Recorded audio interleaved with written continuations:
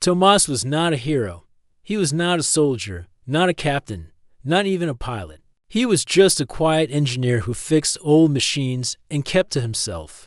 He liked wires more than people and silence more than meetings. That was why he was confused. When a message arrived with his name on it, it was marked top priority. He was working in the engine room of the cargo ship Stonewing.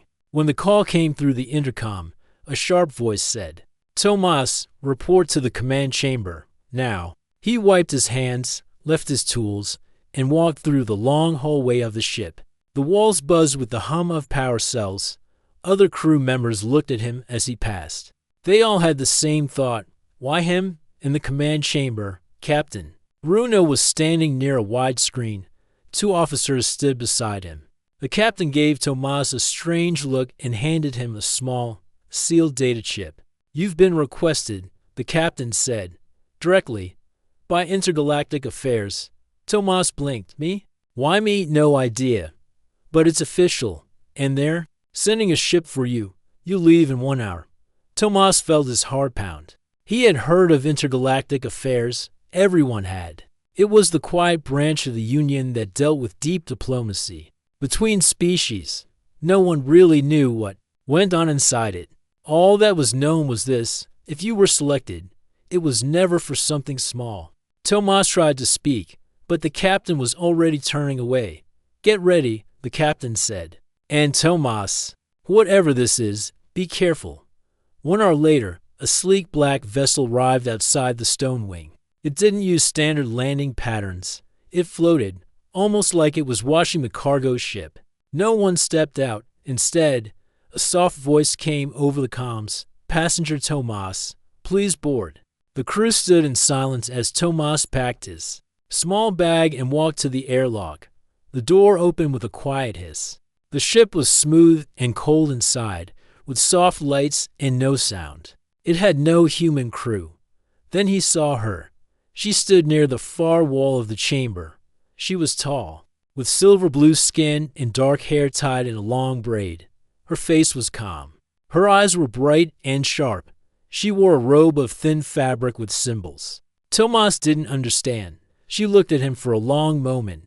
Then she said, "I'll be waiting in your bed, human, for Intergalactic Affairs." Tomas stopped in place.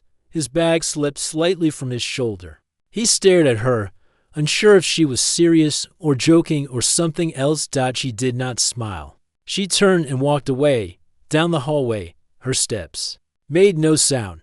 Tomas followed slowly, still unsure what was happening. The ship moved without warning. It rose into space like a feather on the wind. Tomas felt no pull, no shake, only silence. The alien woman returned as he entered his assigned room. It was clean and simple. One bed, a small table, and a window that showed the stars. She stood beside the door. "My name is Jera," she said. "I'm your guide during this transfer. You are not a prisoner, but you must follow protocol. You may ask questions. I will answer some." Tomas nodded. "Why me?" She tilted her head. "That is one of the questions I cannot answer yet." Tomas sat on the edge of the bed. It was soft. He was tired, but his mind was racing. He looked up at her again. "You said you'd be waiting in my bed. What does that mean?" Jera didn't look away. "It means I will be here when you sleep. Watching. Learning. It is part of our process." Tomas raised an eyebrow. "That's strange. To you, maybe," she said. "To us, it is respectful. We observe those we wish to understand." He leaned back against the wall. "And you wish to understand me?" "No," she said. "I wish to understand humans. But the council chose you as the example." Tomas let out a long breath. "I'm not the right example. I fix machines. I don't give speeches or lead people. I just try to stay out of the way." Jera stepped closer. She moved with smooth grace, like someone trained to walk without making the world notice. "That is exactly why they chose you," she said. Tomas didn't reply. He looked out the window. The stars were shifting now. They were heading into deep space. Jera sat down in the corner of the room, far from the bed. She closed her eyes. "I will remain silent now, unless you speak." Tomas lay down, still fully dressed. He stared at the ceiling. His thoughts were tangled. Who was she really? Why him? What was intergalactic affairs planning?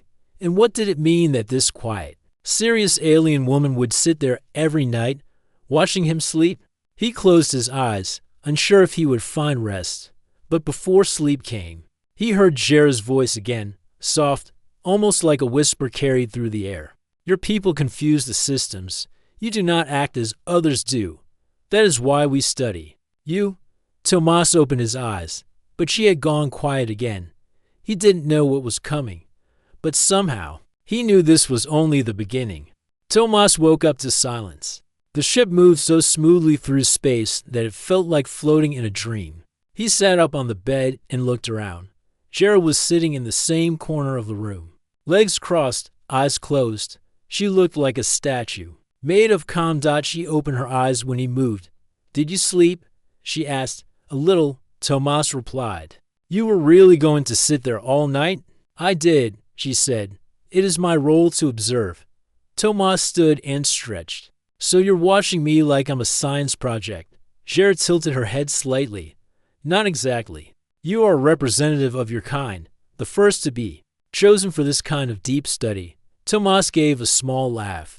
I'm not even the best at my job. I'm not special. Jera stood slowly. She walked toward the small table in the room and touched the surface panel. A tray slid out with 2 glasses. She offered one to Tomas, water from the moons of Celia. She said, safe for humans. Tomas took the glass and sat at the table. So, what's this really about? Why did intergalactic affairs pick a nobody like me? Jera sat across from him. She spoke in a calm, even voice. Long ago, during the early contact years, humans were seen as unpredictable. Some species feared your kind, others admired you. But the truth is, your actions broke patterns that had stood for thousands of years. One human changed the outcome of a battle by asking a simple question. Another refused to surrender when all logic said he should. You are not controlled by patterns. That makes you interesting. Tomas listened, unsure how to respond. He had heard stories of Earth's first contact with other species, but it always sounded like history lessons, not something that connected to him directly. So now you want to study human thinking? He asked. Yes, Jera said. Not just thoughts, emotions, memory, choice. You are not like the others. We want to know why. Tomas sipped the cool water. He looked at her face. Her features were smooth, almost human, but with small differences. Her eyes had no whites, only deep silver irises. Her skin had faint blue lines running along her temples and neck. Like living art. You don't seem like a scientist, he said. I am not, she replied. I am a listener, a translator of thought, a communicator between species. Tomas raised an eyebrow. So, you're a kind of diplomat, yes? But I also carry the task of connection. They sat in silence for a few minutes. The ship's soft hum was the only sound. Tomas leaned forward. Can I ask you something personal? He said. You may ask. I may choose to answer. Why did you say those words when I arrived about waiting in my bed? Jera looked directly at him. It is a phrase used in some parts of our culture.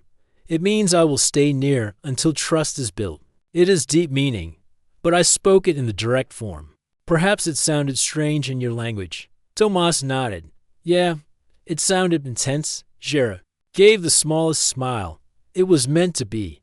Later that day, the ship reached a quiet zone in deep space. Outside the window, Tomas saw a star cluster unlike anything he had seen before. Light moved slowly across the dark, like threads pulled through fabric. This is a safe path. Jera said, it hides our route from those who would interfere. Are there enemies? Tomas asked. Not always. But the unknown does not like to be watched. That includes us. The ship soon arrived at a moon base. It had no name Tomas could understand. It was built partly inside a mountain, with metal towers, rising from the rock like teeth. The airlock opened without a sound, and 2 tall figures waited for them. They were not human. They had long arms, green-gray skin, and wide black eyes. They nodded at Jera, but did not speak to Tomas. These are watchers, Jera explained. They monitor who enters and leaves. You are now marked in the system as a guest. That is rare. Inside the moon base, everything was quiet and clean. The halls were shaped in soft curves. The floors glowed faintly. The air smelled like a mix of stone and something sweet Tomas could not name. He was shown to a new room. It was larger than the one on the ship. It had a wide bed, a desk, and walls made of dark glass that could become clear with a thought. Jera followed him inside. This will be your space while the trial continues, she said. Trial? Tomas asked. Am I being judged? Not in the way you think, Jera replied. But your responses, your behavior, your choices, they are all part of a test. You are the first human to be placed in this program. And what happens if I fail? He asked. She was quiet for a moment. Then she said, then the door closes. For a long time, Tomas felt a weight in those words. It was more than just a personal mission. Somehow, he was holding a chance for Earth to connect with something bigger. Jera turned to leave, but paused at the door. Tomas, she said, tonight I will return to observe. You may ask me more questions if you wish. He nodded. That night, as he lay in bed, he watched the ceiling change color slowly, like the surface of deep water. Jera sat again in the corner, silent and still. He looked at her. She looked back. For a moment, neither spoke. But something had shifted. She was not just watching anymore. And Tomas was not just a subject. He was part of something new. Something that neither of them fully understood yet. Tomas stood near the window of his new room, looking out at the strange silver light that covered the surface of the moon. It was not sunlight, but something else. The ground itself seemed to glow faintly, like it was alive. The towers of the base shimmered with soft energy. In the distance, strange creatures moved slowly across the land. They floated more than walked. Zhra entered without knocking. She carried a folded piece of cloth and placed it on the desk. You have been approved for a walk through the central grounds, she said. Wear this. It will protect you from the air outside. It is thin, but stronger than it looks. Tomas picked up the cloth. It felt light, almost weightless. He looked at her. You trust me to go out there. You are part of the trial. Jera said, you must see what we are. They walked together through the curved halls of the moon base. Others passed them, most of them tall and silent, from different species Tomas had never seen before. Some had many eyes, others had no face at all. But none of them stared. They simply accepted his presence, like it was normal. The door to the outside opened slowly. A soft wind blew in, cool and dry. Tomas stepped out with Jera beside him. The ground was smooth and silver, like glass mixed with sand. The sky was dark blue, with no clouds, only slow-moving stars. Tomas took a deep breath through the mask connected to the suit. The air smelled strange, like metal and ice. He looked around. What is this place really? Jera pointed toward the horizon. This moon is called Varian's Light. It is not shown on most star maps. It was chosen by the Council because of its silence. The surface blocks signals. That makes it safe for deep talks and secret meetings. Why hide it? Tomas asked. Because the questions asked here are not always welcomed by others. Tomas walked slowly, taking it all in. The ground gave off soft light as he stepped. It felt like walking on frozen silk. They reached a small hill. At the top was a clear platform, with a strange metal tree in the center. Its branches moved on their own, even without wind. Jera sat on the edge of the platform. Tomas sat beside her. She looked at him. Do you know what most species fear, Tomas? He shook his head. Change, she said. They build rules, borders, traditions. They believe these things will protect them forever. But then your kind came. You asked questions we never thought to ask. You broke rules not to harm, but to explore. That scared the Council. Then why study us? Tomas asked. Because fear is not the answer, Jera said. Understanding is. She touched the metal tree gently. The branches glowed and showed an image in the air. It was Earth, spinning slowly. I have watched your world for many years, she said. I know the names of your cities, your animals, even some of your music. But I still do not understand your people. Tomas looked at the image. Most days, we don't understand ourselves either. Gera smiled softly. That is what makes you different. You search, even when there is no clear answer. They sat in silence for a while. The stars above shifted slowly. Tomas felt calm, but also watched. The world around him was quiet, but never still. Later, they returned to the base. Gera guided him through a lower hallway he had not seen before. It led to a large round chamber with a pool of clear blue liquid in the center dot around the pool. Were carvings, symbols that glowed softly when they passed. This is the circle of memory. Gera said, here, memories from many species are stored, not just as data, but as experience. Some are open to guess, others are locked. Tomas stepped closer to the pool. He saw shapes moving in the water, not just images, but feelings, a child's. Laughter, a battle in space, a song sung in a voice he did not recognize. It's beautiful. He whispered. It is also dangerous, Gera said. Too much memory too fast can break the mind. That is why only trained watchers guide the journey. Will I be using it? Tomas asked. Not yet, she said. But soon, if the council agrees, you will be asked to share one of your own.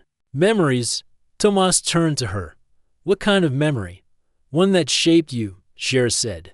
One that shows why you are human. Tomas thought of his childhood, of his brother, of a night long ago when he stayed awake to watch a storm with his grandfather. He didn't know if that counted, but it felt important. Gera led him back to his room. At the door, she paused tonight. I will return, she said. There is more to show, more to ask. He nodded that night. Tomas sat on the bed. Gera entered quietly, carrying a small round object. She placed it on the floor. It rose into the air and began to spin slowly, casting soft light on the walls. It is called a thought mirror, she said. It shows your emotions, not your words. The light shifted with Tomas's feelings. When he thought of Earth, it turned blue. When he remembered a moment of fear, it turned red. When he thought of Gera's voice, it turned a soft white. Gera watched it carefully. You do not hide much, she said. I never learned how, Tomas replied. She sat in the corner again, silent and still. But this time, Tomas felt something different. It was not just a study. It was the beginning of a bond, one built not on power or duty, but on truth, and the silent trust of two minds slowly learning each other's world. The next morning, Tomas woke with a strange feeling in his chest. Not fear, not excitement. It was something in between. He sat up and looked around. The room was still quiet. The soft lights were the same, but something had changed. Gera was not there. For the first time since he arrived, she was not waiting in the corner. Tomas stood and walked to the window. The silver light of the moon still spread across the land. But now he noticed more towers in the distance, blinking slowly with colored lights. The base was larger than he thought. A soft knock broke the silence. Gera entered, holding a black box in her hands. Her face was calm, but her steps were slower. It is time, she said. Tomas looked at the box. Time for what? For the memory transfer test, she replied. She placed the box on the desk and opened it. Inside was a small device shaped like two circles connected by a thin bridge. It looked simple, but Tomas could feel a soft energy in the air when it opened. Gera looked at him. This device allows two minds to share one memory, not just to see it, but to feel it, to understand it from both sides. Tomas stepped back. Is that safe? Yes. Gera said, if the bond is respectful, if the memory is true. He looked into her eyes. Why me? Why now? The council approved the test. She answered, they wish to see what kind of human you truly are. This is not a trap, but it is a choice. Tomas sat down slowly. His hands rested on his knees. What happens after this? Understanding, Gera said, or confusion? It depends on what you give. He nodded. All right, let's do it. Gera sat across from him and handed him one of the circles. She held the other. When you are ready, she said. Tomas closed his eyes. He thought about his memory, the one he wanted to share. It was a day from his childhood. He was 10 years old, A storm had knocked out the power in his town. He and his grandfather sat on the wooden porch of their house, wrapped in blankets, listening to the rain. There were no lights, no machines, only the sound of thunder and the soft hum of his grandfather's voice. He remembered how safe he felt, how small, how human. The moment he held the memory clearly, the device activated. Warm light filled the room. Tomas could feel Gera's mind beside his, not inside, not watching, but near, like Topov's running side by side. He saw the porch again, the rain, his grandfather's hand holding his, and then he felt something new. Gera was there. She was inside the memory. She was seeing it through his eyes, feeling it the way he had. The sound of thunder, the chill in the air, the comfort of family, the feeling of being protected by something greater than fear. Tomas opened his eyes. Gera's hands were shaking slightly. She looked different now. Her calm mask had cracks. She was breathing slowly, eyes full of something he had never seen in her before, emotion. She placed the device back in the box and closed it gently. For a while, she said nothing. Then, in a quiet voice, she said, "You're kind. You feel so deeply." Tomas nodded. "It was just a memory." "No," Gera said. "It was a part of your soul." She stood and walked to the window. Her back was to him now. "In my world, we are taught to remain still. We do not cry. We do not speak of fear or love. We speak of duty, of logic. But you remember love like fire." Tomas joined her at the window. "I think everyone remembers something like that," he said, "even if they try to forget." Gera turned her head slightly. "Would you like to see mine?" Tomas hesitated. "Will it hurt?" "Maybe," she said, "but it will be honest." She placed the device between them again.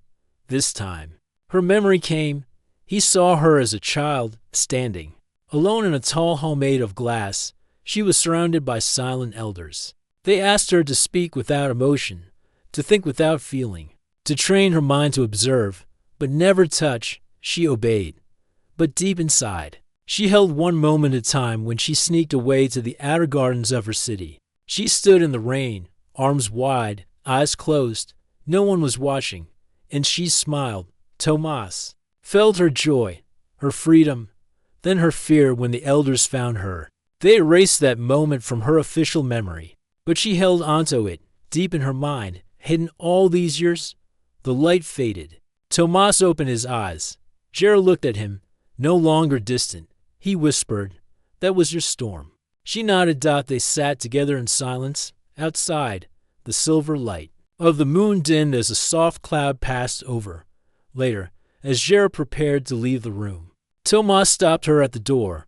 "Why did you share that with me?" he asked. She answered without turning, "Because now you understand who I am, and that matters more than anything the council can decide." Tomas watched her go. For the first time since he arrived, he did not feel like a guest. He felt like someone who belonged, not because of orders, but because of the quiet truth shared between two minds, and a memory that refused to fade. The next morning, Tomas woke early. The silver moonlight still poured across the window.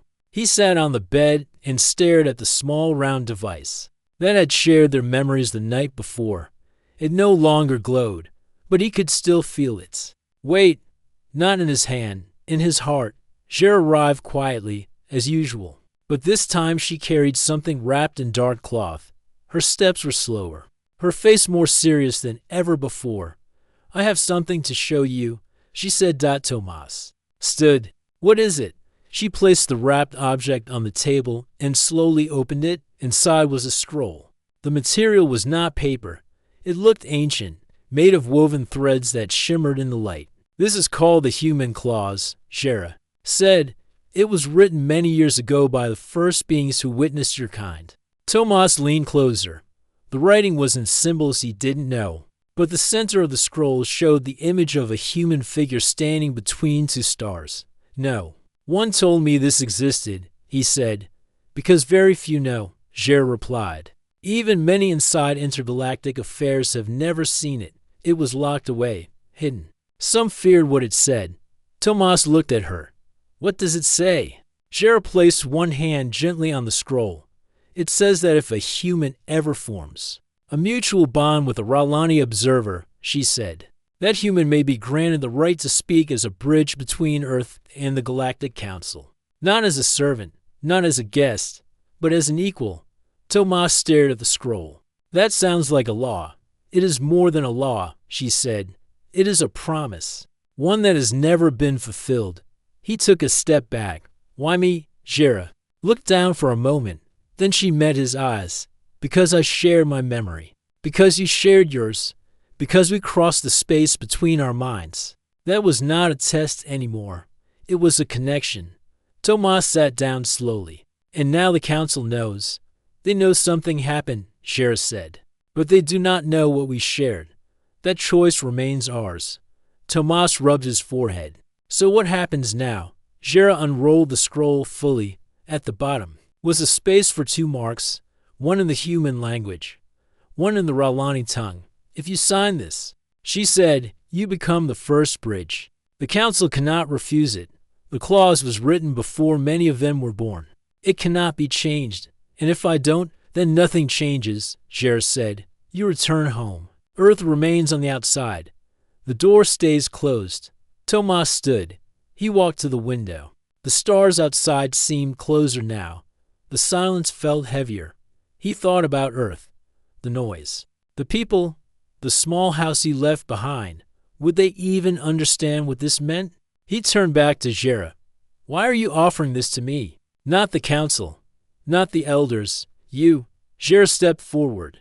Because I believe in the bond we created. I watched many species. I learned their laws. But none of them ever shared what you shared. You made me feel something I had forgotten.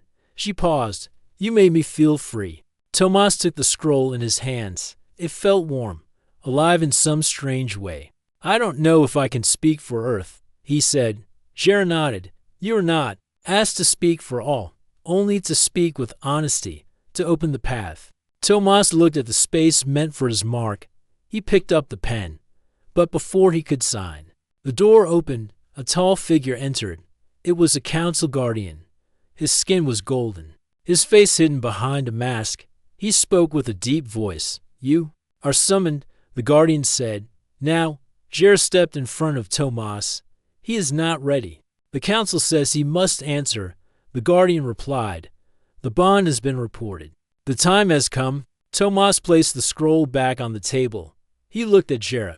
Let's go. They walked through long halls Tomas had never seen before. The lights were dim, the air colder. At the end of the path stood a Y gate. It opened without a sound. Inside was the council chamber. 12 seats formed a circle. Each one held a figure from a different species, some small, some massive, all silent. In the center of the room stood a single platform.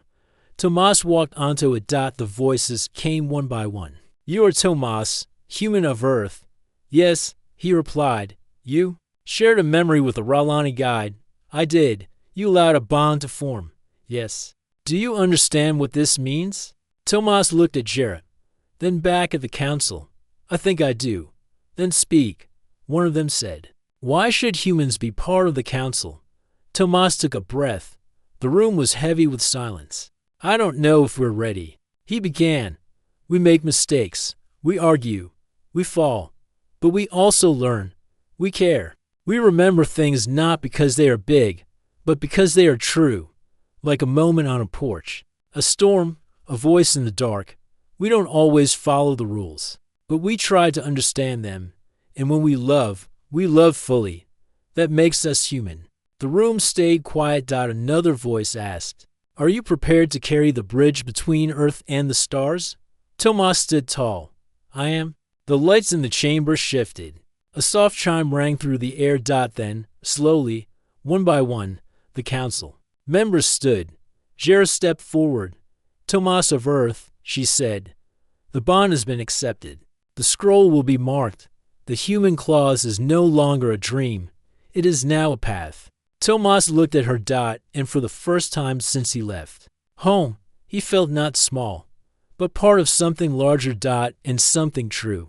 The council chamber remained silent after Tomas spoke. 12 beings from 12 different worlds stood in a circle, watching him with eyes that held the weight of centuries. The lights above dimmed to a soft blue. The scroll was now open in the center of the chamber, glowing faintly.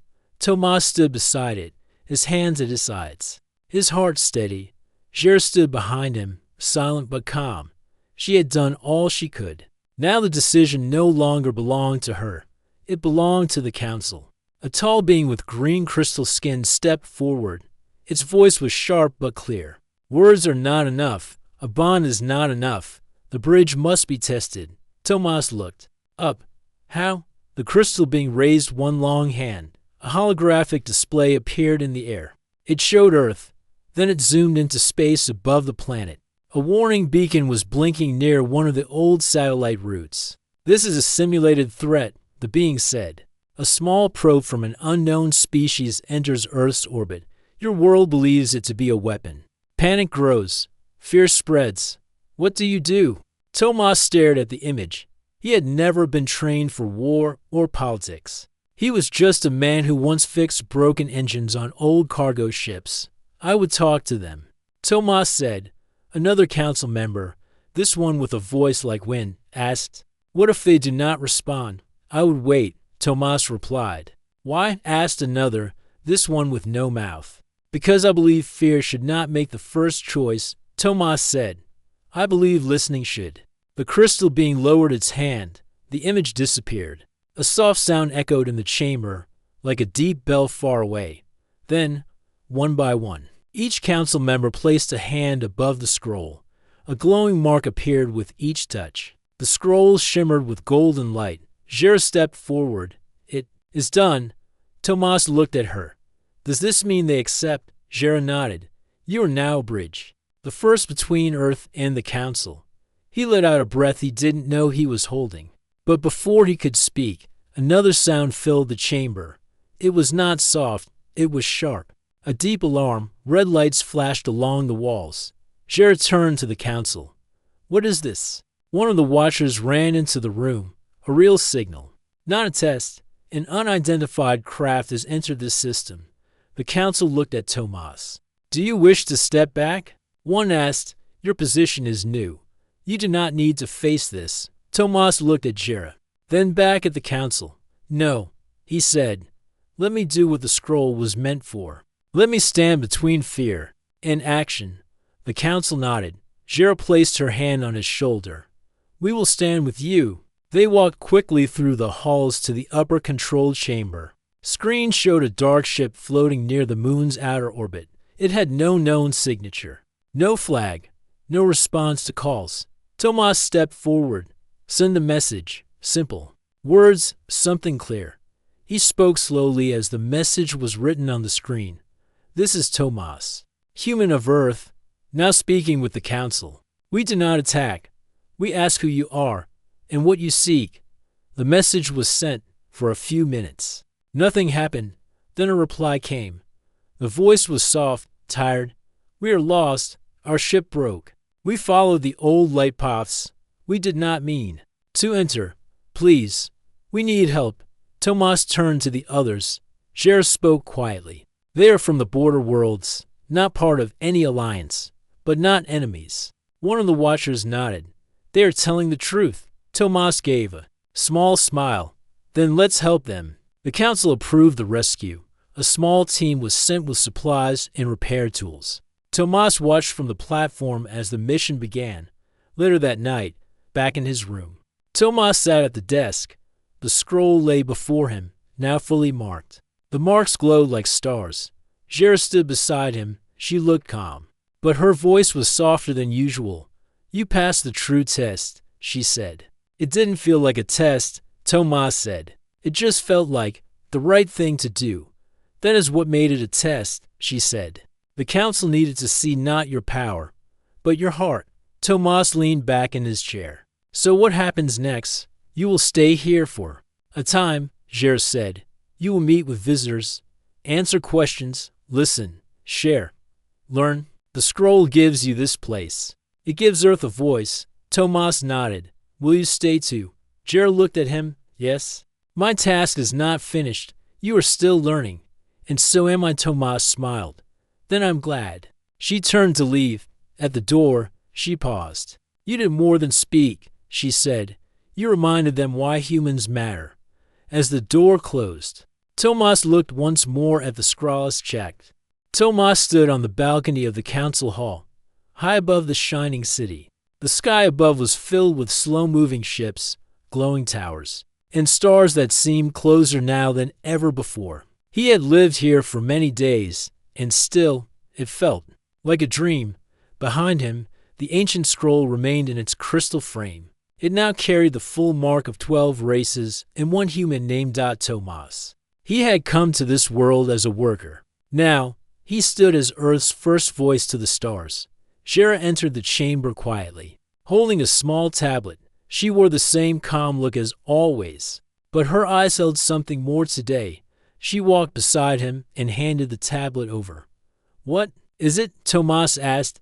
An invitation, she said, from the council. You were asked to attend your first open session. Leaders from over 50 planets will be present, and they want to hear what the human has to say. Tomas looked at the message. The symbols changed into basic Earth language. Welcome. Representative of Earth smiled and shook his head. Do they really expect me to speak for a whole planet? You already have, Jer replied. You showed peace when others would have chosen fear. You gave help when no one asked you to. That is more than most leaders do. Tomas felt the weight of her words, but he also knew he could not carry this alone. Can I ask something? He said, anything. I want someone from Earth to come here. Someone from home. Not a soldier. Not a leader. Just someone real. Jer looked at him with curiosity. Why? Because I'm not enough. Earth is not just me. I want the council to hear different voices, different hearts. Jer gave a slow nod. That is a wise request. I will make sure it reaches them. Later that day, Tomas walked through the learning gardens. Alien children ran through the fields, laughing and playing games. He sat on a stone bench beneath a tall glowing tree and watched a small creature, no taller than his knee, walked up and stared at him. Are you the human? It asked. Tomas nodded. Yes, I'm Tomas. The creature tilted its head. You talk soft. Tomas laughed. I try. My mother said humans were wild. Some are, Tomas said, smiling. But not all. The creature smiled and ran off again. Tomas sat still for a moment. His mind drifted back to Earth, to the quiet mornings, to the sound of birds, to the warmth of coffee in his hands. He missed home. But he also knew this place was no longer just a foreign world. It had become something else. A place of meaning. A place of change. That night, Jer returned with news. The council has agreed to your request. She said, a civilian will be brought from Earth. They will live here for one cycle. They will speak, watch, and learn. Tomas stood. Thank you. There's more, she said. A new post is being created. The speaker of shared paths, you are. The first. What does that mean? It means you will help form new roads between worlds. You will choose who speaks, who listens. You will make sure no voice is left behind. Tomas sat back down slowly. That's a big job. You are already doing it, Jer said. He looked at her. Why me? She sat beside him. For a long moment, she did not answer. Because you never tried to prove anything, she said. You just tried to understand. Tomas looked out. The window. The stars blinked like old friends. The next day, the open session began. Tomas stood on the circular platform. Beings of every shape and color filled the seats around him. Some had wings, others had metal skin. All eyes were on him. He cleared his throat. I don't have big words, he said. I'm not trained to speak like many of you. I didn't come from a place of power. I came from a world that many of you barely know. But I'm here, and I've learned. The chamber remained silent. I've learned that fear grows fast in space, but kindness moves faster. I've seen it. I've been shown it. He looked around slowly. We are all different, but the one thing that stays the same is the need to be heard. Earth has stories. Some are bright. Some are hard, but we want to share them, and we want to hear yours too. He paused. I am not. Here to speak for Earth. I am here to open a door. I hope many will walk through it. From both sides, there was silence for a heartbeat. Then someone began to clap. Then another. Soon, the whole chamber echoed with the sound. Tomas stood still. But inside, he felt the walls between stars grow smaller. That evening, back in his room, Shara waited. You spoke well, she said. I spoke from the heart, Tomas replied. She gave a small smile. That is what made it powerful. He turned to her. Will you keep standing with me? I will, she said. He sat down beside her. This started as something strange, he said. One message, one bed, one promise. She smiled again. And now it feels like something bigger, he said. Something real. She looked at him for a long time. Then she said quietly, I told you I would be waiting. Not just in your bed, but by your side. In all affairs, even the intergalactic ones. Tomas laughed softly. Outside the window, the stars shimmered, somewhere far below. Earth turned slowly in the dark dot, and above it all, a new bridge had been built. Not of stone, not of steel, but of trust, and it had started with a human.